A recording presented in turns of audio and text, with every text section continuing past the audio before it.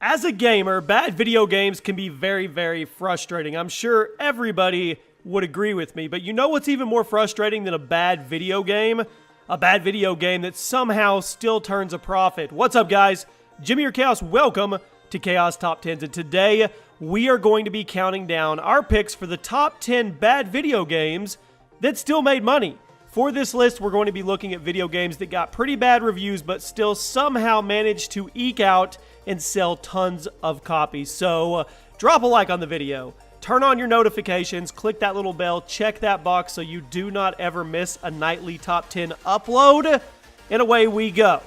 Kicking off our list is A Bug's Life, and this movie tie-in game from 1998 based on the Pixar movie of the same name. We all know when we go down the path of video games going to movies or movies transitioning over to video games, usually bad things happen.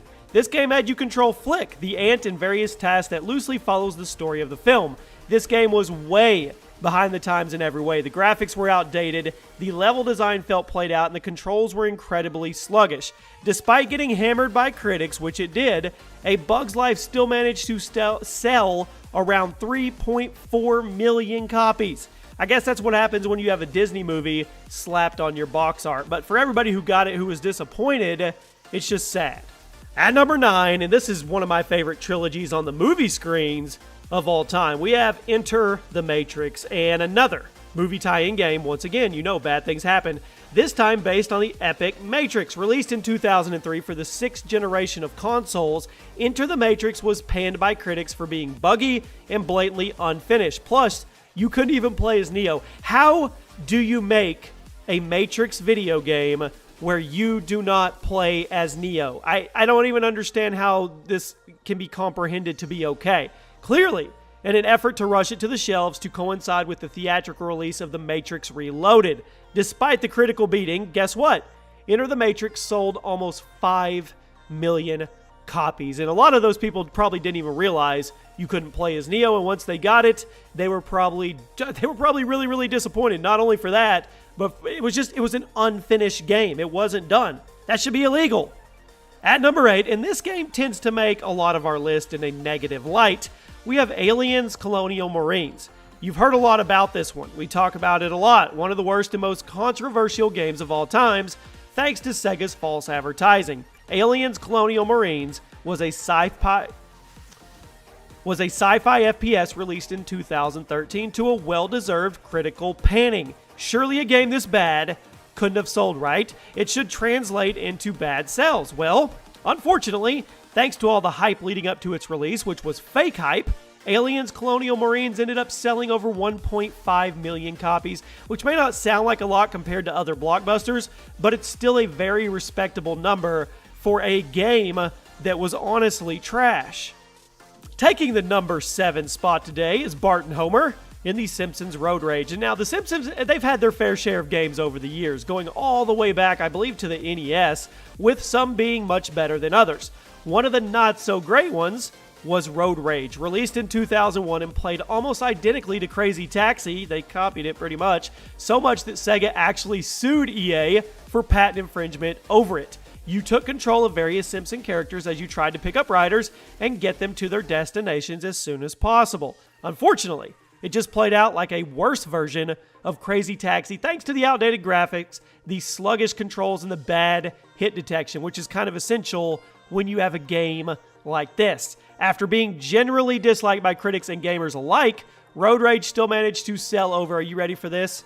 6 million copies. I guess because of Simpsons being in the title, people forked over their money regardless of, well, they didn't know if it was going to be a good or bad product until they actually got it, and they were probably disappointed.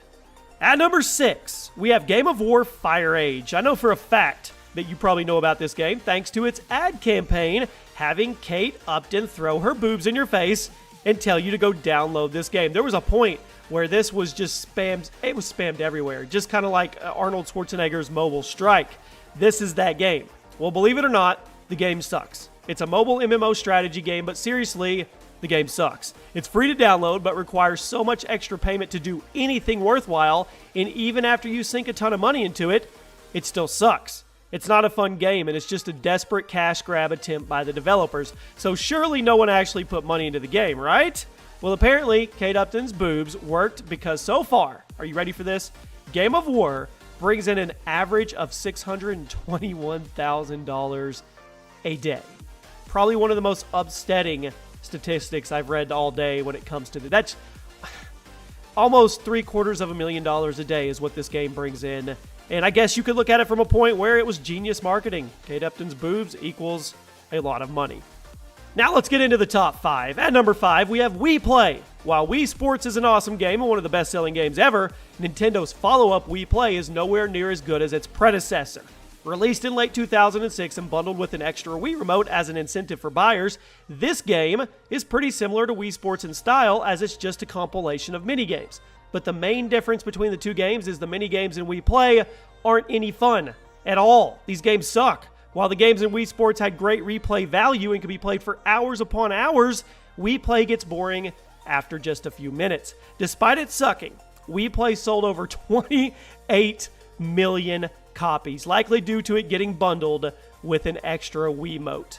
At number 4, we have Just Dance. We know Just Dance today is one of the biggest names in party games and gaming in general, but that wasn't always the case. In fact, the first Just Dance game really sucked. Released in 2009 for the Wii, the first game was hated for its terrible movement detection, basic instructions, lack of features, and a subpar music soundtrack. In fact, it's a wonder how the sequel was even approved to hit the shelves. Oh wait, I know why the sequel was actually approved. It's because this pile of crap still managed to sell 7 million copies. I guess a lot of people wanted to dance poorly in front of a screen. Oh boy, you knew this was going to be on here somewhere. I couldn't forget it. I didn't forget it. Don't worry. At number 3, we have No Man's Sky. Oh, No Man's Sky. Perhaps the biggest pile of developer lies ever released. This game was hyped like crazy before release and was supposed to completely change the gaming industry and ended up just being a below average exploration game that was nowhere near what we were promised as consumers. In fact, No Man's Sky and Aliens Colonial Marines are very similar cases. Both were hyped like crazy. Both development teams lied about what the game would contain, and both games sold well despite the backlash upon release. So how well did No Man's Sky sell? Well, as of right now, No Man's Sky has sold over 1.9 million copies. I think they should have to return every dime of that. Let's hope these developers don't get any more work in the industry in the future. At number 2, we have Kinect Adventures. And when I say best-selling Xbox 360 game, some of you may think GTA or maybe Modern Warfare 3. But actually, the best-selling Xbox 360 game of all time is Kinect Adventures, which is bizarre considering how much people hated the Kinect, and even more bizarre considering how crappy of a game it was. Much like Wii Sports, Kinect Adventures is simply a collection of minigames intended to show off the potential of the Microsoft Kinect. Well, much like Wii Play, these minigames are no fun and get boring after just a few minutes of actually playing them, and there are only 5 of them, so you're going to run out of things to do very quickly. Despite the lameness, Kinect Adventures is the most successful Xbox 360 game to date. Are you ready? Selling over 24 million copies. Okay, it is that time. Number 1 spot. Did you guess it? Did you get it right? Let me know in the comment section and on Twitter. And if you happen to guess Superman 64, you would be correct.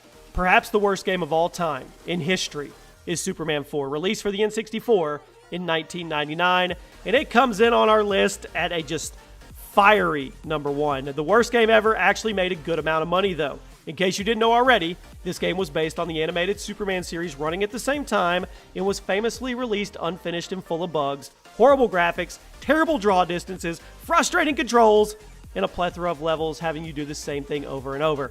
Fly through a bunch of rings. Despite the insane backlash upon release, Superman 64 was the 3rd best-selling Nintendo 64 game in 1999.